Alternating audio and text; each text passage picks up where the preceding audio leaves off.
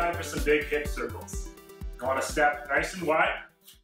You're going to place your hands on your hips, and you can start pushing your hips forward and then out to the side, circling back. You're going to make as large of circles as you can. And you're going to feel this stretch happening in just about every direction. When you're pushing back, you're going to feel it in your hamstrings. When you're out to one side, you're going to start to feel it in the hips, then both hips. This is not a movement to half-ass. You want to stretch to the apex in every direction. When it's time to switch sides, just switch direction. Repeat for the same number of times. You can use your breath. Use the breath as part of the relaxation. So wherever you need to be more relaxed, use your exhale.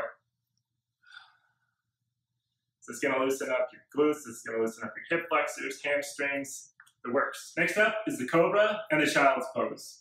The Cobra is very useful for stretching out your abs, like let's say after you've done ab wheel rollouts, or you've done inchworms, get-up sit-ups, something challenging like that.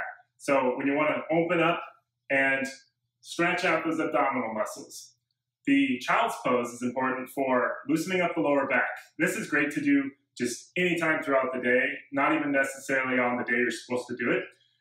It's going to let your back relax. It's going to give you time to simply get your mind clear and hold a stretch that's very, very easy, but very rewarding too.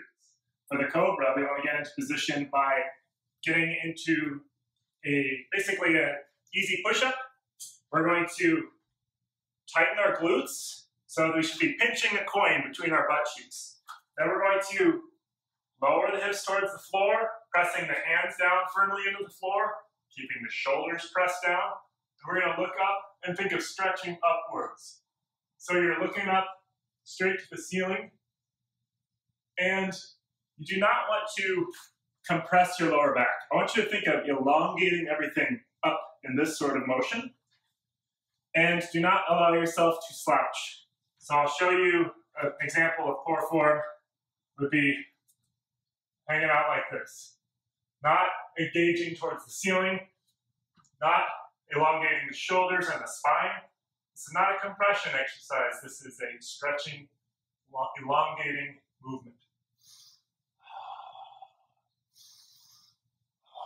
Glutes should be tight for the entire duration. Then we have the child's pose. You're going to tuck your knees under. Your shins will be flat on the floor. The backs of your feet resting down. You're going to sink down, lower your head towards the floor. There's two variations you can have with the arms.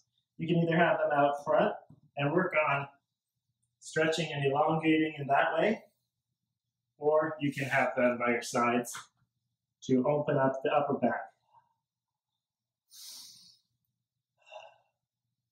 So you can alternate between the Cobra pose to the child's pose.